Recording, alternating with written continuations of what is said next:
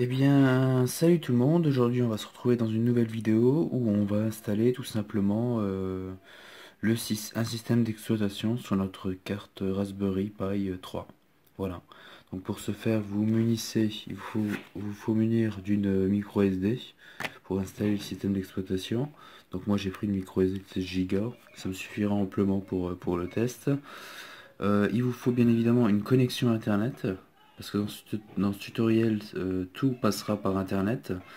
Bien sûr, il est possible je vous mettrai le lien dans la description, d'installer directement, si vous voulez, le système d'exploitation sur la micro SD et alimenter le tout, et puis finalement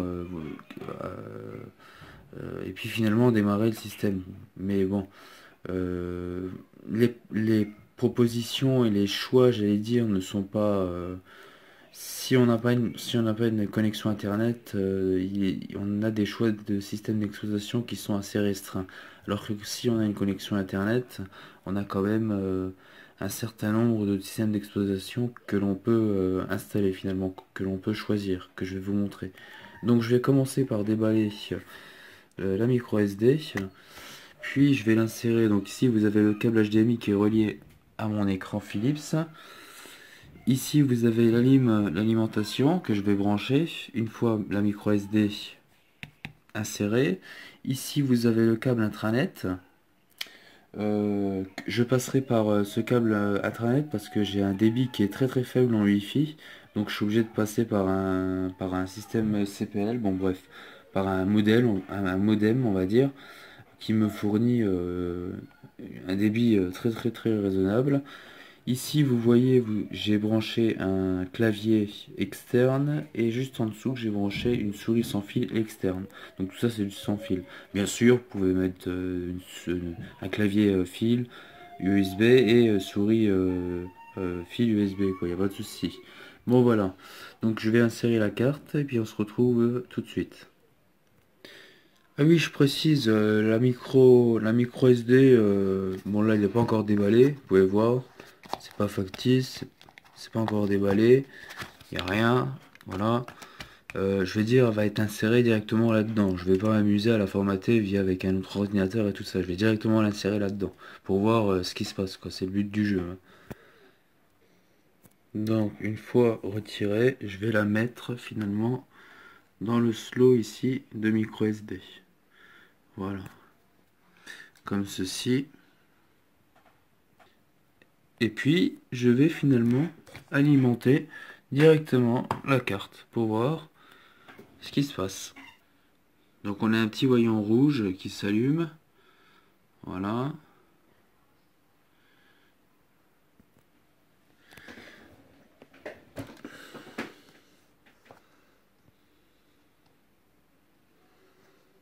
Ok.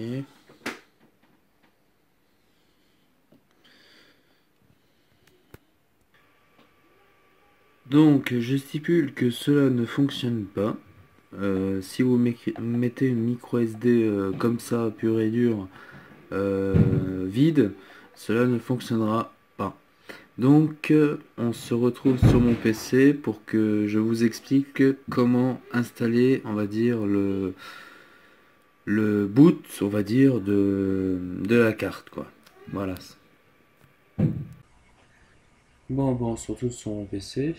Donc ce qu'il vous faut, bah, de toute façon, c'est obligatoire, hein, c'est une obligation, c'est d'avoir une connexion internet, hein, soit pour le PC, parce qu'automatiquement vous allez devoir télécharger un logiciel. euh, et puis voilà quoi. Donc automatiquement il vous faut une connexion internet quoi qu'il arrive. Sinon, si vous achetez votre Raspberry comme ça, sans système, sans rien, ça va être très difficile de.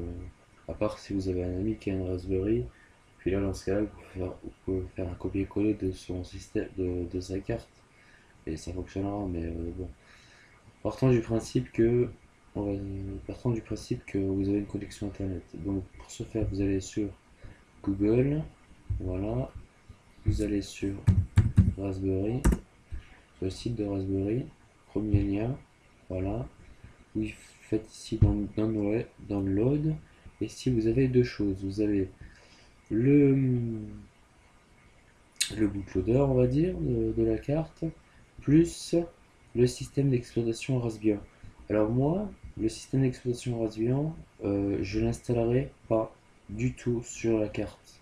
Je vais me contenter juste de télécharger Noobs. Noobs, qui est tout simplement le bootloader qui va me permettre de choisir les systèmes d'exploitation, quoi, via la Raspberry. Je vais pas directement, on va dire, copier le système d'exploitation Raspbian, Linux, quoi, sur la carte SD. Voilà. Je vais juste me contenter de télécharger ce module-là. Donc, vous cliquez dessus. Après, vous avez deux choix qui vous imposent. Donc ça, vous oubliez. Hein. Ça, on s'en fout. Noobslite, on s'en tape complètement. C'est cette partie-là qui va nous intéresser. Vous avez la possibilité soit de le télécharger en torrent, soit de le télécharger en zip. Si vous avez uTorrent installé sur votre ordinateur, je vous conseille d'utiliser uTorrent. Pourquoi? Parce que en format zip, ça met beaucoup plus de temps à télécharger. Je sais, je l'ai fait, j'ai essayé les deux et en 2 minutes, ça s'est téléchargé en torrent et en zip, ça s'est téléchargé en 1 heure, 1 heure et demie, avec la même connexion internet. Donc voilà. Donc vous faites download de torrent et puis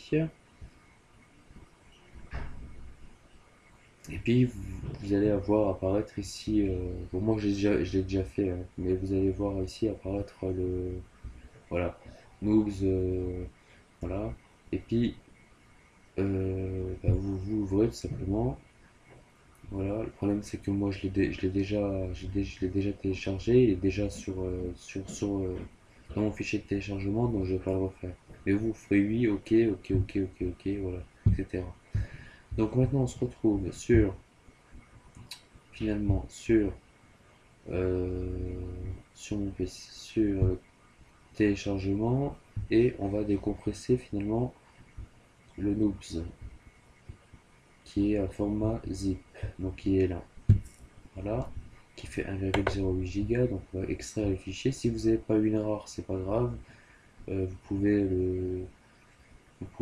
choisir de le décompresser avec un autre logiciel qui est automatiquement en fait inclus sous Windows en fait, qui s'appelle extraction de fichiers, etc., etc. Bon bref. Parce automatiquement quand vous aurez le fichier zip, vous cliquez dessus, ils vont vous demander d'extraire et puis là ça serait exactement la même procédure que celle-ci. Donc une fois terminé, alors on va suivre. Une fois terminé, donc vous allez dans le téléchargement et normalement Noobs il est là, il apparaît ici. Donc qu'est-ce que vous faites? Vous sélectionnez tout le dossier à l'intérieur, vous faites copier ou couper comme vous voulez, vous faites ce PC, vous mettez ça sur votre carte SD, voilà, vous attendez que ça se que ça se, que ça se copie.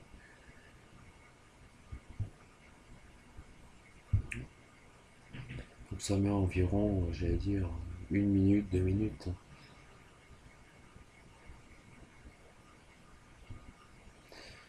Alors, on va attendre. Voilà. Donc, voilà. Okay. Voilà. Donc ici maintenant dans la micro SD, on a finalement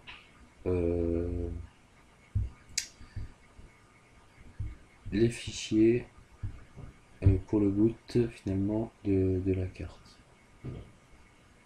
Raspberry. Voilà. Donc une fois que vous avez fait ça, vous retirez votre carte et on se retrouve sur ma caméra.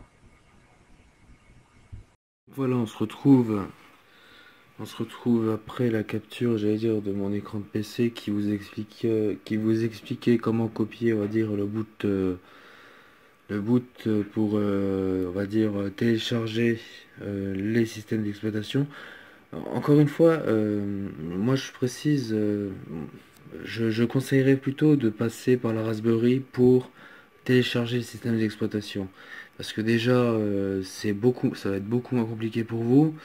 Dans le sens où vous allez avoir des propositions qui vont vous afficher à l'écran, que je vais vous montrer, et que finalement, sur le PC, ben, on sait pas, enfin, voilà, c'est assez, peut-être un peu plus complexe pour d'autres, enfin, pas pour moi, mais pour d'autres, ça va être plus complexe. Par exemple, sur YouTube, j'avais vu une vidéo qui disait comme quoi qu'il fallait formater la carte, etc., etc. Alors que non, la carte, elle est vierge. Moi, je l'ai acheté complètement vierge.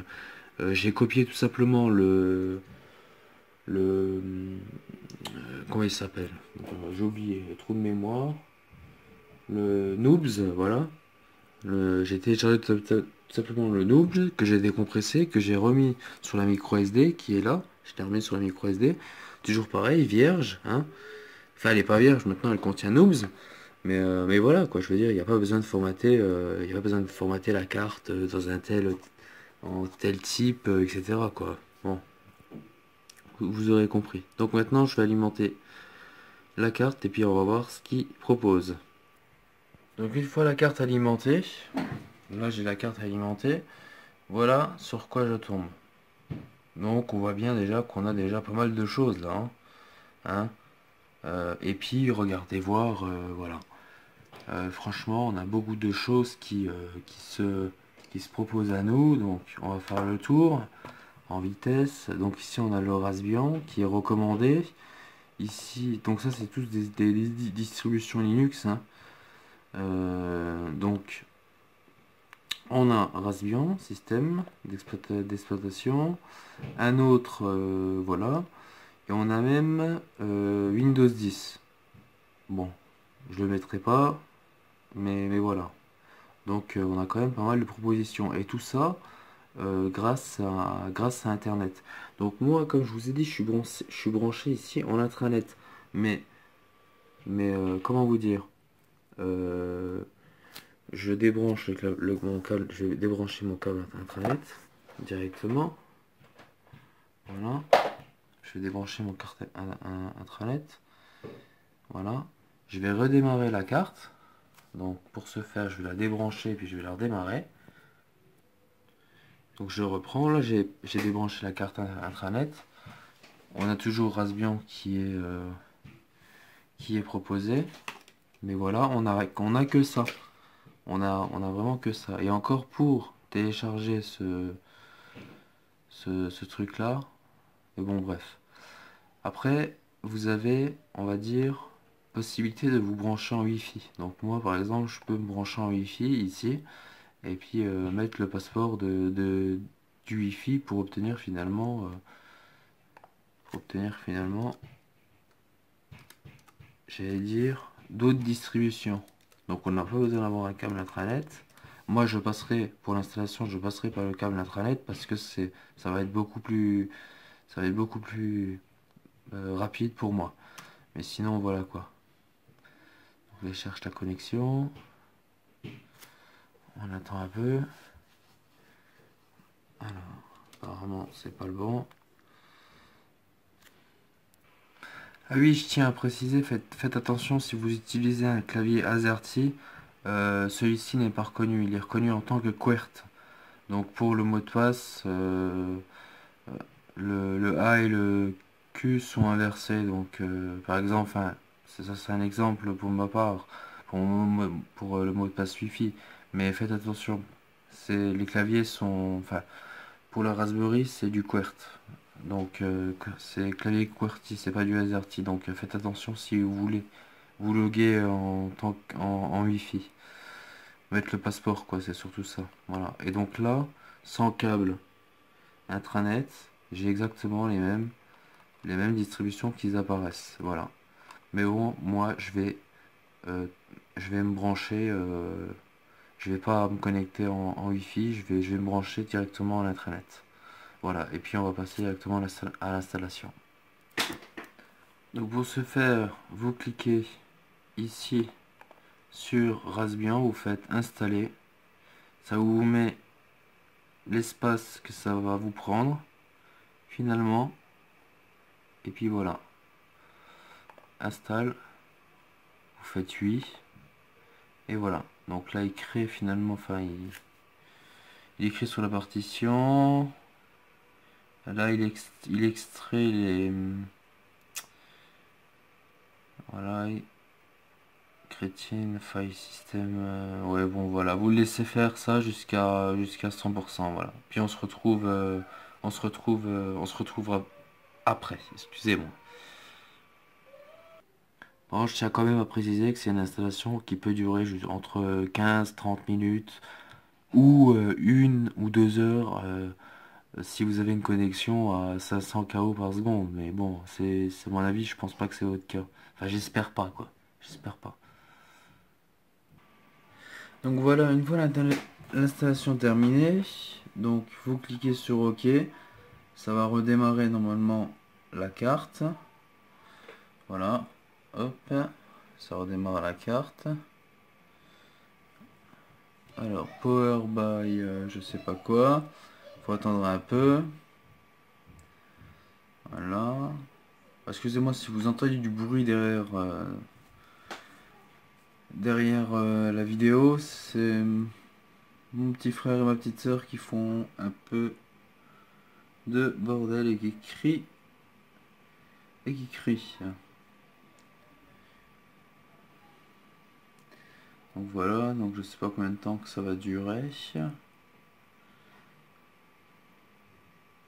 Je préférais laisser toutes les vidéos comme ça. Je suis sûr que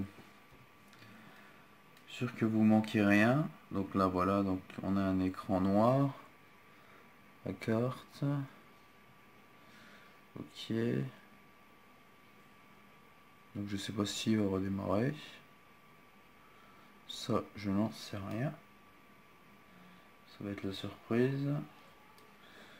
Donc apparemment, hop, voilà. Donc apparemment on a ici maintenant le système. Voilà, ouais, donc ok. On a le système d'exploitation. On voit pas. On a le système d'exploitation qui est installé. Voilà. Raspbian qui est installé. Donc voilà pour cette installation, j'allais dire. Qui est très très simple. Hein, c'est pas, il n'y a rien de compliqué là-dedans. C'est la fin de cette vidéo. Cette vidéo d'installation finalement du système d'exploitation Raspbian. Donc en conclusion, il vous faut une micro SD de 16 Go, de 8 Go ou de 32 Go, 60 ou 64 comme vous voulez.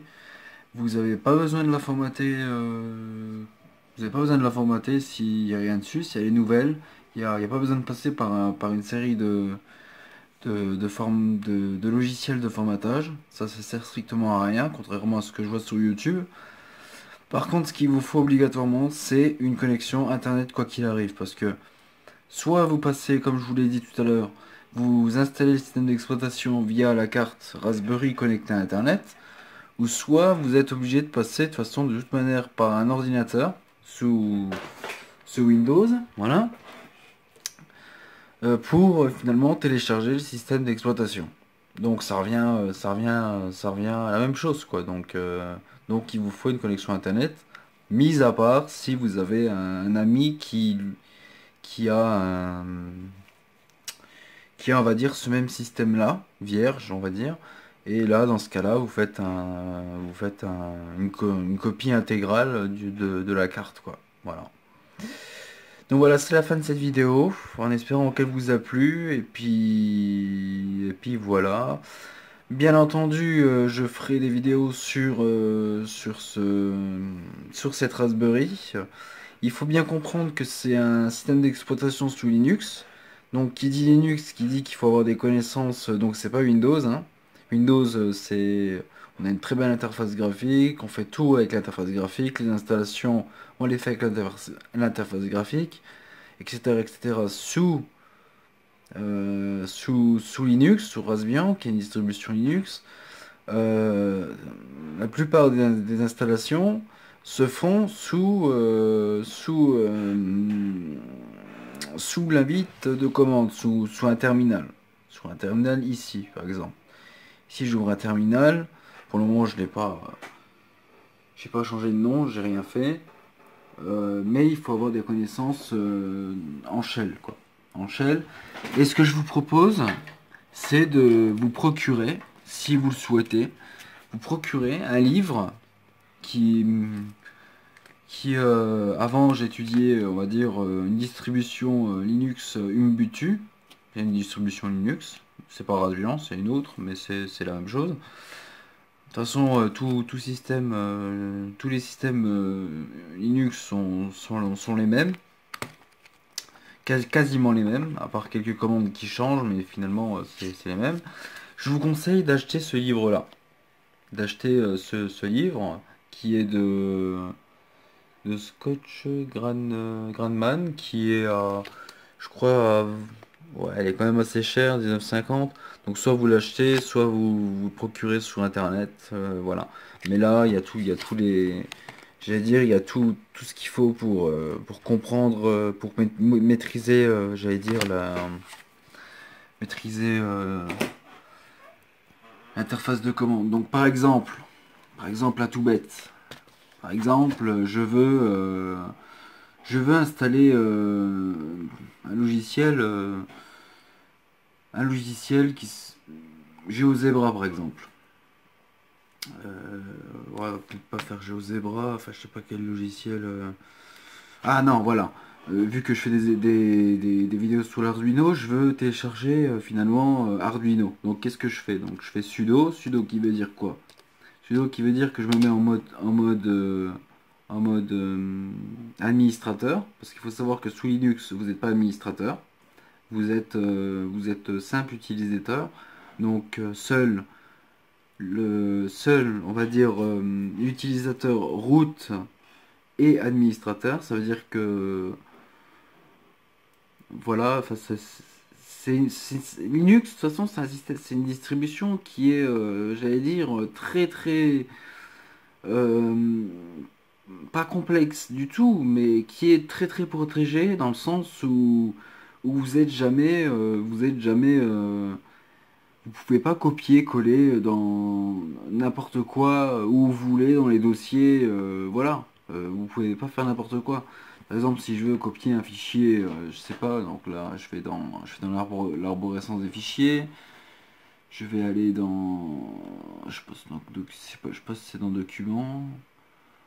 Ouais, je sais pas où ils ont. Voilà. Dans le dossier qui correspond en fait au fichier comme au fichier C Windows. Par exemple, ici, je fais n'importe quoi, dans var, hein, par exemple. Puis j'ai envie de créer un fichier, un truc. Ok. Et puis là, il va me dire non. Tout simplement. Pourquoi? Parce que j'ai pas les permissions. Ça veut dire que je peux pas créer, je peux pas créer finalement mon fichier, enfin mon dossier, là, en l'occurrence c'était un dossier, parce que je suis pas root. Et pour le créer, vous avez vu que par l'interface graphique, on n'a pas pu le faire. Mais si par contre, maintenant, je, je passe par l'interface, l'invite de commande, donc ça c'est juste un exemple, mais je ferai beaucoup plus d'exemples. Donc là, je vais me placer finalement dans l'arborescence, dans var, dans var. Voilà, donc là je suis dans le dossier finalement. Je suis dans le dossier. Si je fais ls, vous voyez bien que j'ai finalement tous les. Alors. Oui, que j'ai tout ce que j'ai finalement dans les dossiers là. Je l'ai. Je l'ai ici. En tapant la commande ls. Ls qui m'affiche tout simplement ce qu'il y a dans le répertoire. Donc je vais réessayer par exemple de créer un nouveau fichier. Je sais pas, je vais l'appeler Kevin. Ok, là, permission déniée. Toujours pareil, je peux pas. Via l'interface graphique, je peux pas. Avec l'invite de commande, le terminal, je vais pouvoir. Avec la commande sudo. Sudo. Là, je vais lui faire mkdir. Mkdir. Le problème, c'est que c'est mkdir, c'est du QWERT. Faut que je change ça. Et puis, je vais faire Kevin. Par contre, je suis pas sûr que... Peut-être que je vais mettre /R pour lui dire comme que c'est un répertoire. Ah, invalide passeport, donc ça va pas. Voilà, ok. Donc là, vous voyez bien que je viens de créer mon dossier avec la permission. J'ai eu la permission de créer mon dossier finalement avec la commande, grâce à la commande sudo. Tout simplement. Mais tout ça, je reviendrai là-dessus. Je ferai des petits cours, des petits cours sur sous Linux pour que vous maîtrisez, j'allais dire bien la chose quoi. Par exemple, si je veux télécharger l'environnement de développement d'Arduino, si je me replace ici, vous voyez bien, programming, j'ai pas grand chose, enfin j'ai beaucoup de choses, mais bon, voilà. Mais si j'ai envie par exemple de télécharger le l'environnement de développement d'Arduino, donc là c'est toujours pareil, je suis en alors apt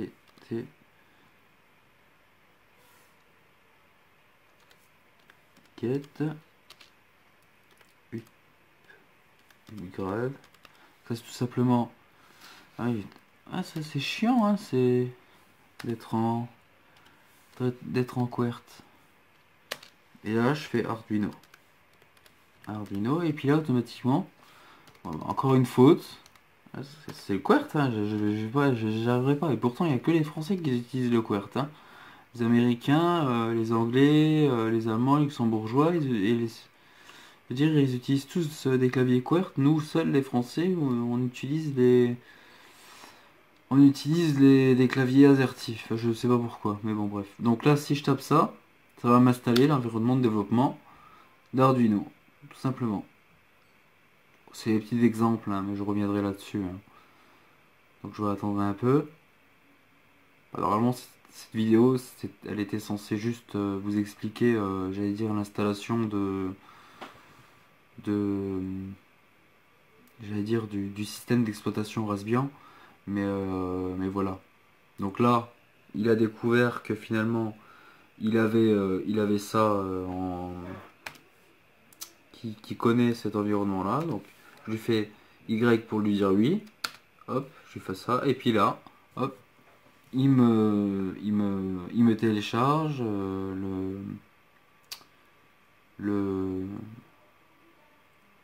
l'environnement de développement d'Arduino. Voilà.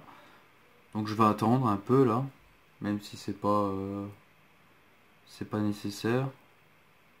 Comme ça, il n'y a pas de trucage. Comme ça, je vous montre bien que. Donc en attendant qu'il m'installe l'environnement de développement d'Arduino, je veux pareil là, ici, je suis toujours dans le var. Si maintenant je veux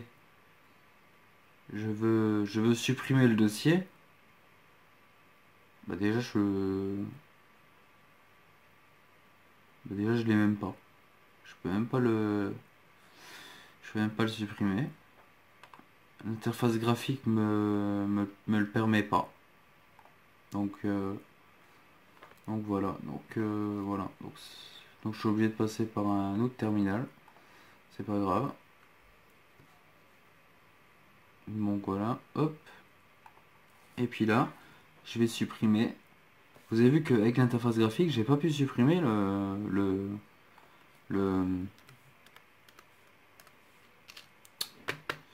le répertoire quoi. Donc là, je fais sudo. Donc là, par contre, je sais plus comment supprimer. Je crois que c'est DL. Non, c'est RM. RM. RM, donc c'est un répertoire et je lui stipule que c'est un répertoire avec R, et puis là je mets Kevin. Et là vous allez voir normalement, ça va disparaître. No switch file défini. Ah oui, pourquoi? Parce que je suis pas placé dans le répertoire. Regardez.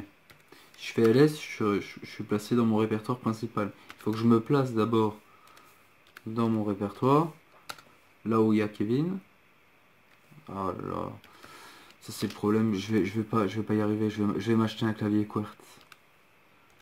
Var. Voilà. Là on a bien Kevin qui s'affiche. Bon, il est là. On a vu que l'interface graphique on avait pu le supprimer, donc là je ne vais pas me faire chier. Voilà, hop. Sudo rm slash tiret r grand R pour dire que c'est un répertoire. Kevin. Et puis là vous allez voir il va disparaître. Voilà. Vous l'avez vu. Simplement. Et là on l'a plus du tout. Donc vous avez vu que finalement tout passe par...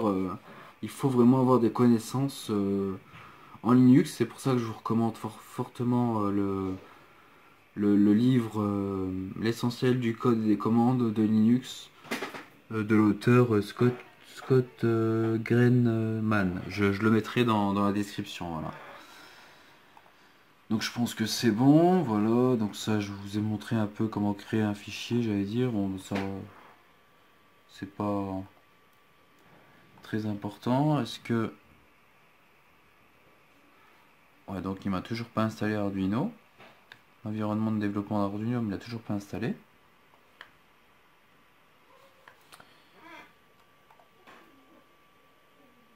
Bah, je regarde, hein, si vous voyez, il apparaît déjà. Avant il apparaît pas, donc il apparaît déjà, mais bon, l'installation n'est pas terminée.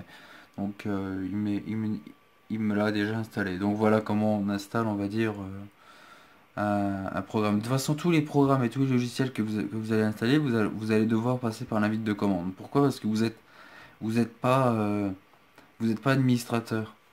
Et c'est ça qui est super, parce que justement, vous n'avez pas besoin d'antivirus, vous n'avez pas besoin de... On peut pas, personne ne peut à part vous, bon, par défaut, ici, vous avez l'utilisateur,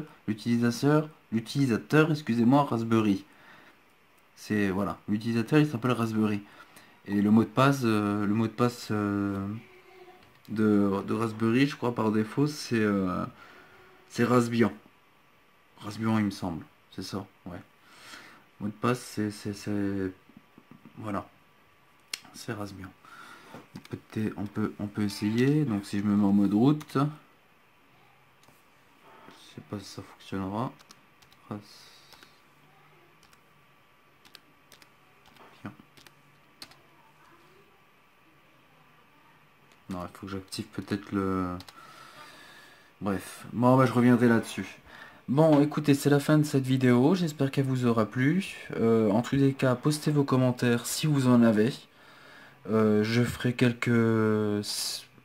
Pour ceux qui ont des difficultés en Linux, de toute façon, je ferai quelques vidéos sur ça, mais principalement mes vidéos porteront sur le contrôle, on va dire, des ports GPIO de la carte, quoi. C'est pour ça que j'ai acheté que j'ai fait acquisition de cette carte. C'est pour finalement faire de la programmation temps réel avec les ports GPIO. Mais on peut faire beaucoup plus de choses. On peut aller sur Internet, par exemple, hein, j'allais dire, regardez, hein. On peut aller sur Internet tranquillement. Hop. Hop. Donc ça charge, c'est un peu lent. C'est la première installation peut-être qui fait que c'est un peu lent. Voilà, et puis là vous avez Internet qui se lance, quoi. Donc vous allez sur YouTube. Vous allez sur YouTube, je sais pas moi.